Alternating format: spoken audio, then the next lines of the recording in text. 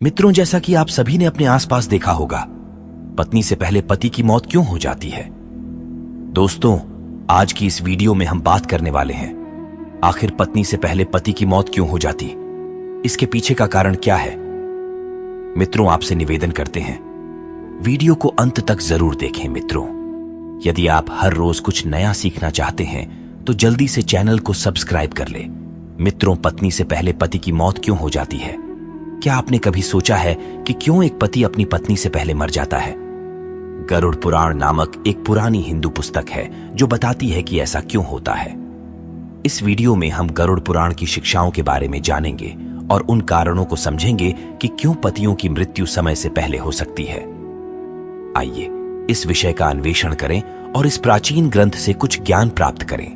हिंदू धर्म में यह माना जाता है कि पति और पत्नी पहेली के टुकड़े की तरह होते हैं जो एक साथ पूरी तरह से फिट होते हैं।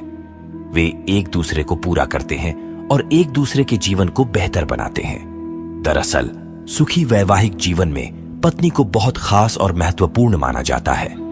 गरुड़ पुराण कहता है कि एक पत्नी क्या करती है, इसका असर उसके पति की आयु पर पड़ता है।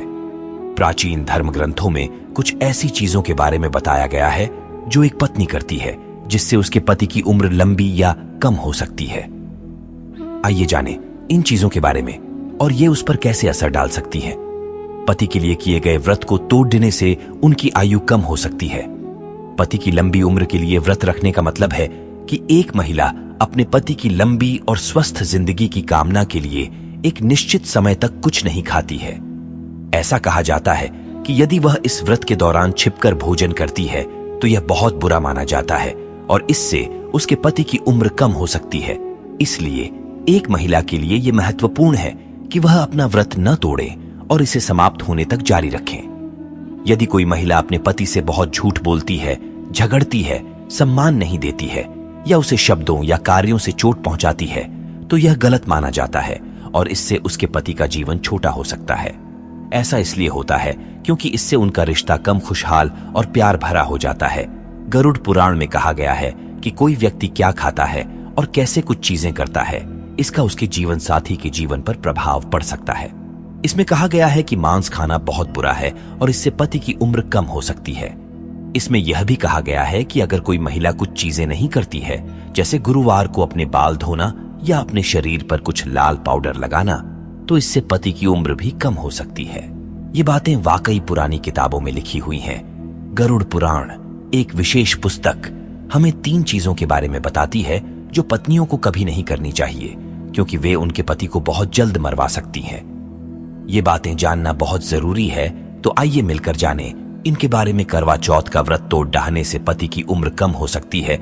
जब विवाहित महिलाएं अपने पति की लंबी और खुशहाल जिंदगी की कामना के लिए करवा चौथ का व्रत रखती हैं तो यह बहुत महत्वपूर्ण है कि वे व्रत न तोड़ें। व्रत तोड़ना एक बड़ी गलती के रूप में देखा जाता है क्योंकि इससे पति की उम्र कम हो सकती है।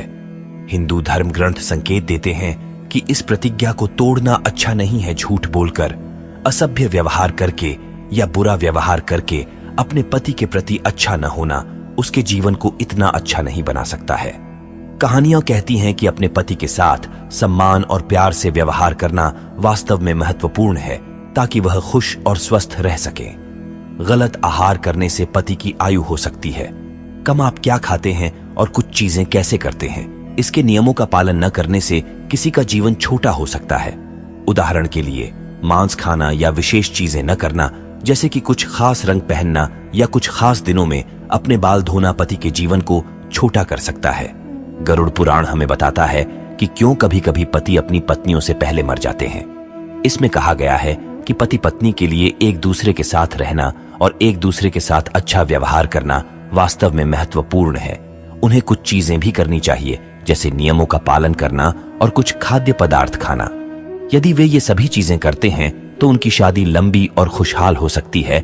गरुड़ पुराण एक बहुत पुरानी किताब है जो हमें एक अच्छा वैवाहिक जीवन कैसे जीना है जैसी महत्वपूर्ण बातें सिखाती है।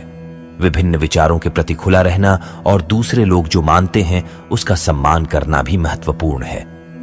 मित्रों, आज की प्रस्तुति में बस इतना। मित्रों, यदि आप भी भोलेनाथ की सच्ची भक्ति हैं तो इस वीडियो को लाइक और चैनल को सब्सक्राइब अवश्य करें और हाँ, कमेंट बॉक्स में ओम नमः शिवाय या फिर हर हर महादेव लिखना बिल्कुल ना भूले। धन्यवाद।